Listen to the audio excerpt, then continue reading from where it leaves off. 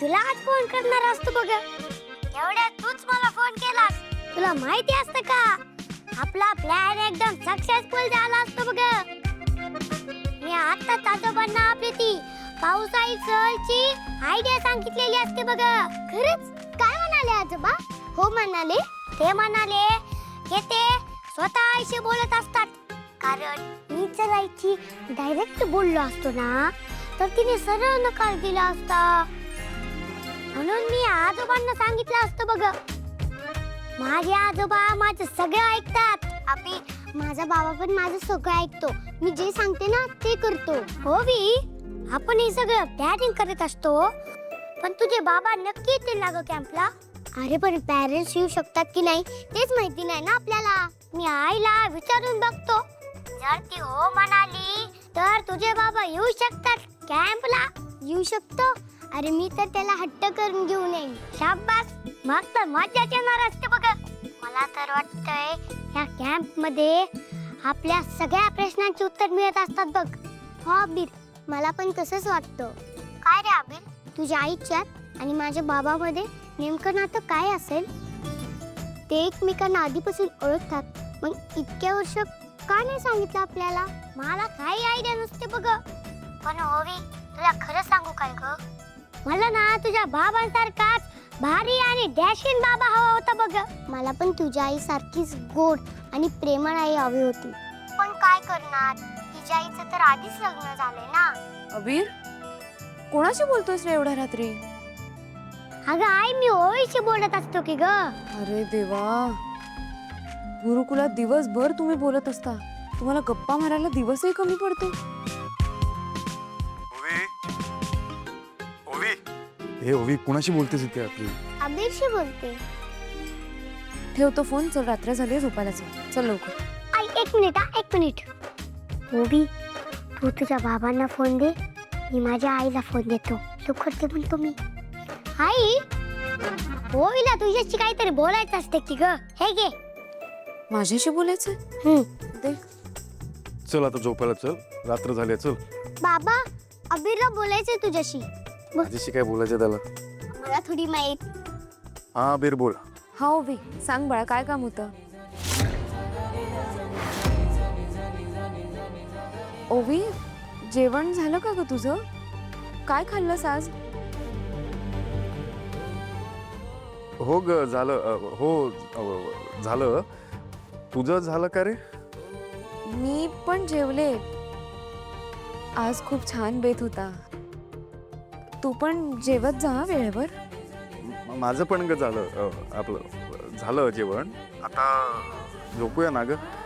ना रे, काळजी घे. हा, तू पण स्वतःची काळजी घे. आणि अरे ऐक, औषधं वेळेवर घे आणि वेळेवर आराम करत जा. जास्त लेट नको करूस. हा बाबा, तू अबीरशी बोलतोस ना? पण त्याला ग ग का बोलतोय? तो तर मुलगा आहे. आई, तू ओवीला अरे म्हणालीस, पण ती तर मुलगी असते ना ग. अबीर, फार मस्ती वाढायला लागली ना तुझी. फटके देते. थांब जरा. पळू नको. काय?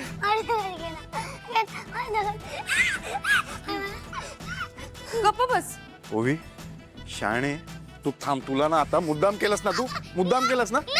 थांब इकडे.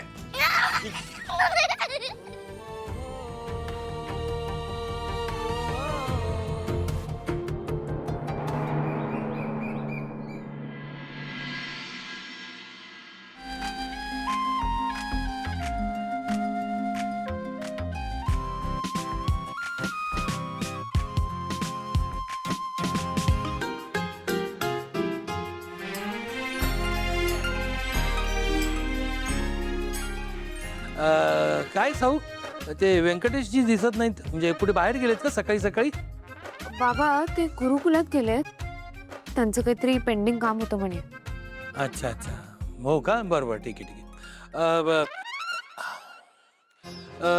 नाही अगं, तुला एक महत्वाची गोष्ट सांगायची राहिली. काय? माझे जुने क्लायंट आहेत.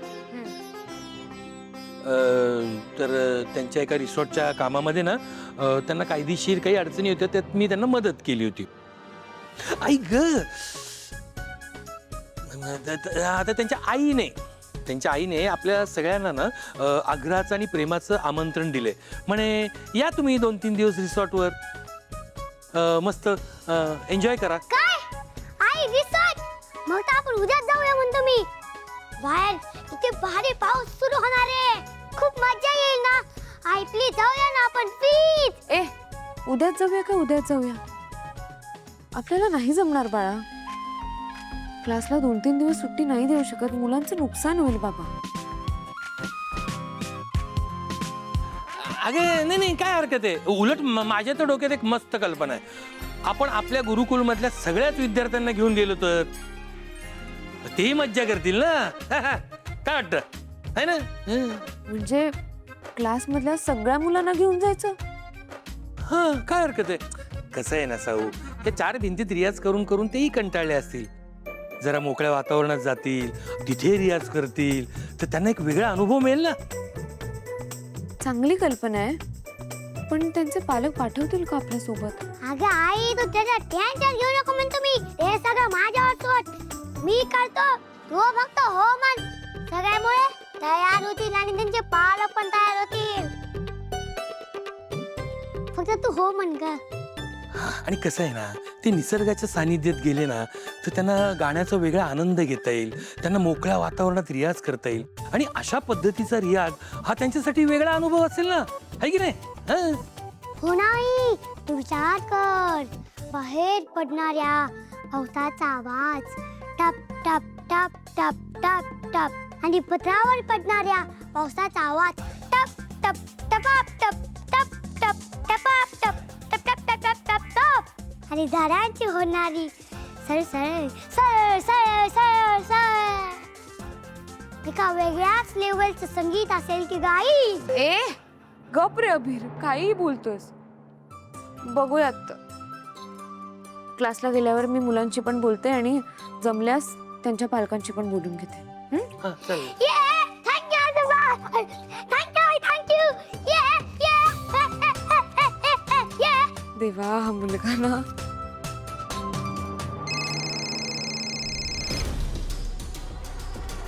हॅलो मोनिका मॅडम, काय म्हणताय? कशी आठवण काढलीत? आज काही खास काम आहे का? ए खंडू, यसली फालतू बडबड नाही करायची माझ्यासोबत.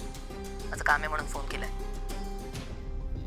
ती सावली जिवंत आहे हे जसं मला कळलंय, तसं आमच्या घरात आणखी कोणाला कळलंय का याचा शोध मला लावायचा आहे, आणि त्यात मला तुझी हेल्प हवी आहे. एवढंच ना? अहो, हे खंड्यासाठी डाव्या हाताचं काम आहे. टेन्शन घेऊ नका, तुम्ही फक्त काम सांगा. सावलीवर नजर ठेवायची, सतत तिच्या आजूबाजूला राहायचं, तिच्यावर वॉच ठेवायचा व्यवस्थित. तिच्या आसपास कोण कोण घुटमळत आहे, कोण तिला चोरून चोरून भेटायला येत आहे, आणि सावली जर कोणाला भेटली तर तिला नक्की कोण कोण भेटलंय त्या माणसांचे तिच्यासोबतचे फोटोज काढायचे आणि मला पाठवायचे. कळलं? ठीक आहे मॅडम, उद्यापासूनच कामाला लागतो. ए उद्यापासून काय, आजपासून.